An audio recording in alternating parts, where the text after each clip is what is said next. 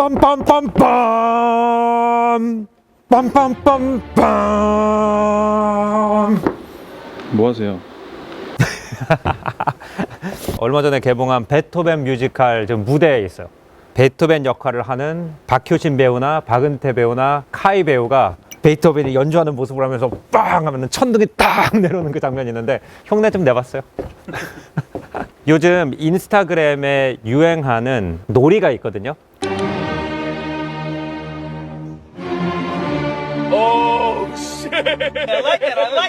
야, 베토벤이 신곡 발표했다며? 그러면서 이제 라디오를 틀어요. 그런데 빰빰빰빰 이게 나오는 거야. 그러면 힙합에서 진짜 좋은 비트 들은 것처럼 리액션하는 그런 비디오들이 요즘 꽤 인기가 있어요.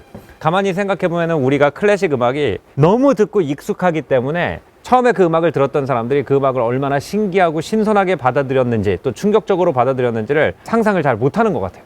베토벤이 1770년대생이거든요. 적어도 250년 전 사람인데 오늘날까지도 뭐 BGM으로도 엄청나게 많이 쓰이죠. 이런 주크박스 형태 뮤지컬도 나오지, 핸드폰 링톤이라든지 화물차가 후진할 때죠. 띠리디리디리디리. 그래서 이 뮤지컬도 나왔다고 하니까 제가 생각을 하게 된 거예요. 지난 250년을 살았던 수만 명의 음악가가 있었을 텐데 어떻게 해서 불멸의 베토벤이 됐을까?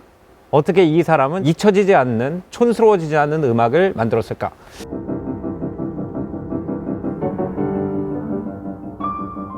안녕하세요. 저는 뮤지컬 배우 카이입니다. 일단 그 베토벤을 요즘 연기하고 일주일에 며칠은 베토벤으로 살고 계시잖아요. 심지어 지금 우리와 같은 시대를 살고 있는 음악가들도 그 스타일이 유행에 지나지 않았나라는 고민을 많이 하시잖아요. 맞아요. 예. 근데 베토벤은 어쨌든 250년이 넘는 시간 동안 아직도 사랑받고 있고 이렇게 뮤지컬로 재탄생하고 왜 그런 것 같아요? 감히 말씀드릴 건데 답은 하나인 것 같아요. 베토벤 스스로의 음악이었기 때문입니다.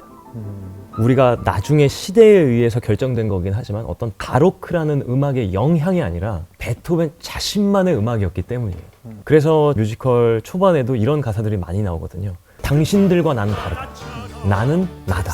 이런 것들이 있는데 베토벤만의 스타일이 있었기 때문에, 그리고 그 스타일이 어떤 시도에 그치지 않고 완벽한 화성과 음악적인 구성 안에 존재했기 때문에 그런 것 같습니다.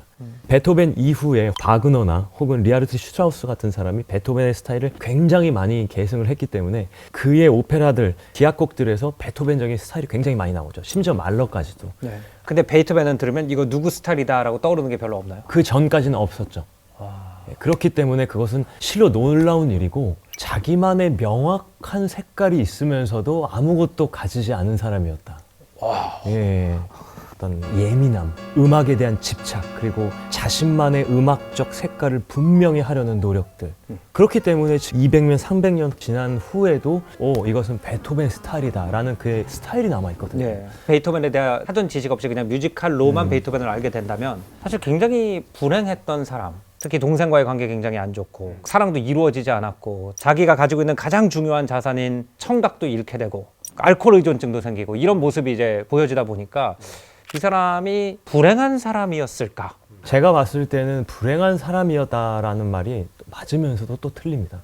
일반적인 삶을 살지 못했기 때문에 여러 가지 불행한 면이 있었을 거라고 추측을 해요. 네. 하지만 그의 들리지 않는 귀 가운데 넘쳐나는 음악들을 마주했을 때 희열을 보자면 세상 그 누구보다도 환희에 젖어 있는 사람이었다고 저는 생각을 합니다. 그래서 음악과 마주했을 때는 그 누구보다도 충만하고 행복한 사람이었다. 저는 그렇게 좀 이해하고 있습니다. 제가 이 뮤지컬을 보면서 와, 이 배우들이 그 옷차림과 걸음걸이 이걸 얼마나 잘 묘사하는지 보고 깜짝 놀랐는데, 우리가 흔히 현대인들이 예술혼 하면 딱 머릿속에 떠오르는 어떤 사람들 있죠. 반 고흐 그러면은 자기 귀를 잘랐대. 그러니까 뭔가 예술가스러워. 보헤미안 랩소디에서 보여주는 프레디 머큐리의 모습, 평생 동안 마약 중독과 싸워온 성소수자의 모습. 헤르만 니체라는 예술가는 동물인의 시체의 일부를 사용해가지고 예술을 했다. 그러니까 이런 모습들이 이제 우리 머릿속에는 뭔가 예술가스러운 모습이잖아요. 그러니까 우리가 예술가스러운 모습과 반대로 생각하는 게 뭐냐 하면은 정상적인 중산층의 모습이죠. 그렇게 뭔가 일상적인 중산층의 삶과 사회가 기대하는 것에서 벗어나야 거기서 예술적 영감의 소스가 나온다라는 그런 식의 인생을 산 첫 번째 유명 예술가가 누구냐라고 하니까 제 생각에는 그게 바로 베토벤이었던 것 같아요.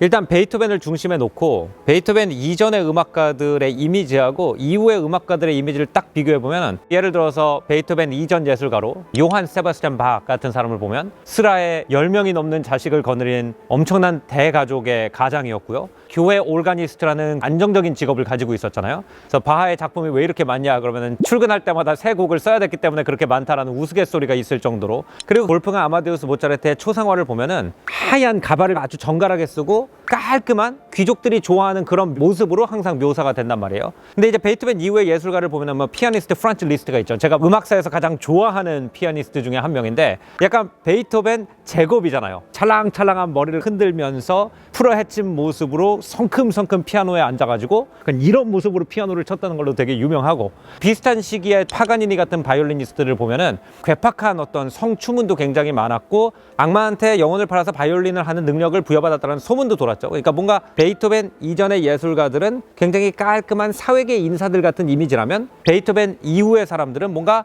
일상에서 굉장히 멀리 벗어나야만 진짜 음악다운 음악, 신기하고 새로운 음악을 할 수 있다, 이 이미지가 딱 있어요. 그래서 이제 베이토벤을 갖다가 흔히 뭐 많은 책에서 고전주의와 낭만주의의 가교 이렇게 부르는데,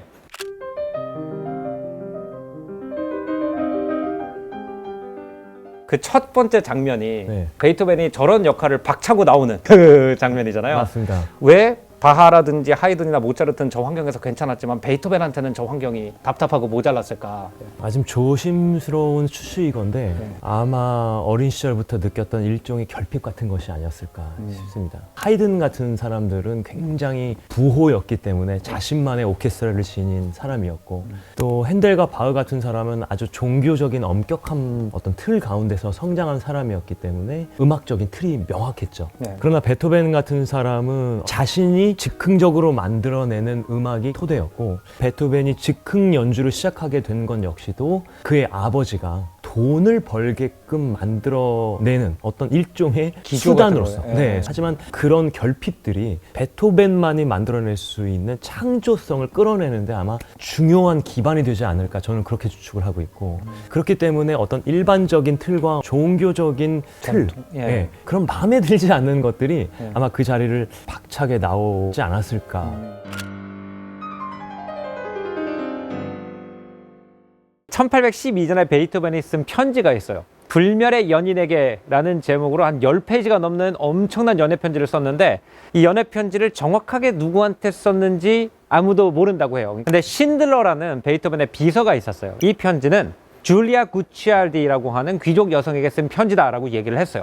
클래식 음악가들은 데디케이션이라고 해가지고 어떤 곡을 쓰면은 그 곡을 어떤 특정한 사람한테 헌정하는 그런 전통이 있죠. 그 당시는 이제 신분사회니까 내가 그냥 이 곡 한번 들어봐 주세요라고 막 보낼 수가 없으니까 이 곡은 위대하신 공장님한테 헌정합니다 이렇게 해가지고 보내는 거예요.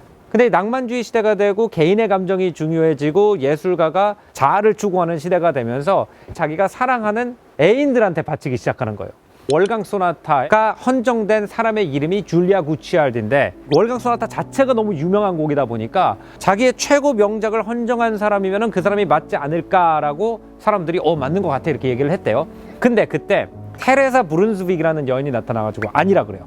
이거는 내 자매인 조세핀 브룬스빅한테 쓴 거다. 그러면서 이제 처음부터 이 불멸의 연인이 누구냐라는 것에 대한 굉장히 많은 얘기들이 있었는데, 지금은 뮤지컬 스토리니까 제가 스포는 시키지 않겠습니다만, 안토니 브렌타노라고 하는 자기를 괴테랑 소개시켜준 베티네 브렌타노의 태 언니와 굉장히 열정적으로 사랑을 했었고, 이 편지는 안토니 브렌타노에게 남긴 편지다라고 대략 정리가 된 것 같아요. 근데 이게 또 왜 중요하냐면은, 제가 전에 브리절튼 역사 배경 설명에 올렸던 것처럼 귀족들은 집안 중심으로 사고를 하기 때문에 결혼은 기본적으로 정략 결혼을 기반으로 하고 있고, 내가 사랑을 하는 사람이랑 결혼을 한다는 개념 자체가 없었다는 거예요. 결혼은 결혼이고 사랑은 사랑이고. 그런데 부르주아 계층이 부상을 하고 귀족 계층이 몰락을 하면서 우리가 알고 있는 결혼에 대한 개념, 러브 메리지라는 개념이 생겨나기 시작해요. 모차르트하고 바하처럼 그 이전 시대 사람들은 실제로 자기 계층과 맞는 사람이랑 결혼을 했어요. 그 시대 정신을 가지고 있는 사람들이니까. 그리고 아예 낭만주의 시대가 본격화되면은 쇼팽이나 리스트 같은 사람들은 귀족 부인이랑 연애를 했어요. 왜냐면 그 당시에는 사회가 충분히 자유로워져가지고 음악가가 귀족이랑 연애할 수가 있었기 때문에. 근데 베이토벤은 일개 음악가와 귀족이 연애한다는 건 상상도 못하던 시대인데, 요세핀 브룬스윅도 귀족 여성이고 줄리아 구치알디도 귀족 여성이고 이 뮤지컬의 주인공인 안토닌 브렌타노도 귀족 여성이에요. 그러니까 그 실패한 사랑을 연속으로 했다는 것 자체도 시대의 변화의 상징이 되고 남녀 간의 사랑이 극도로 중요해지는 사회에서 베이토벤이 앞서갔다는 게 되는 거죠. 제가 전에도 인용한 적 있는 에릭 홉스바움이라는 역사가가 1789년부터 1848년까지를 더블 레볼루션의 시대라고 묘사를 해요. 그러니까 두 가지 혁명이 유럽에서 한꺼번에 진행되고 있던 시대다. 물질적으로는 영국에서 시작한 산업혁명이 유럽 전체로 번져가고 있었고, 정치적으로는 프랑스에서 시작한 민주혁명이 유럽 전체로 번져가고 있었다. 그때가 유럽이 가장 많이 사회적으로 변한 시대라고 얘기를 했어요. 근데 베이토벤의 그 인생을 보면은 1770년생이거든요. 근데 프랑스 혁명이 1789년에 났단 말이에요. 유럽에서 절대왕정과 귀족 사회가 완전히 공고했었어요. 근데 19살이 되니까 갑자기 옆 나라에서 혁명이 나가지고 민중이 왕과 왕비를 단두대에서 처형했다는 소식을 듣게 됐다고 생각을 해봐요. 게다가 그 단두대에서 처형당한 왕비가 본가가 어디예요? 베이토벤이 활동하고 있는 오스트리아 비엔나였어요. 근데 낭만주의라는 작품을 묘사를 할 때 산업혁명과 정치혁명의 예술적 어떤 표현이라고 흔히들 얘기를 하거든요. 그 혁명 바로 이전에 태어났다가 그 혁명 피크에 돌아가신 분이 겪은 어떤 그 정신적 변화, 그리고 거기서 나오는 음악의 변화가 당연히 어떻게 보면 고전주의하고 낭만주의의 가교 역할을 할 수밖에 없는 거 아닌가라는 생각이 들어요. 캐리 톰슨이라는 역사가가 한 말인데, 낭만주의란 1700년대 후반 정도의 유럽에서 시작된 시대 정신으로 세련됨보다는 자연스러움을, 현대적인 것보다는 과거의 추억을, 가까운 것보다는 먼 것을 동경하는 정신을 말한다, 이렇게 얘기를 했거든요. 내 주변에 있는 일상, 내가 속해 있는 현실보다 판타지를 중요시한다는 얘기잖아요. 많은 낭만주의 시대의 그림 같은 걸 보면 이렇게 무너져가는 로마 시대의 유적지라든지 아니면 무너져가는 성 같은데 달 같은 게 하나 이렇게 걸려있는 딱 그 이미지가 어떻게 보면은 그 베이토벤의 가장 유명한 피아노 곡인 월강 소나타의 그 이미지잖아요. 그죠? 베이토벤 자신의 초기와 후기 음악을 딱 비교를 하면은 그냥 너무 명백하게 그냥 가슴으로 팍 파고드는 것 같아요.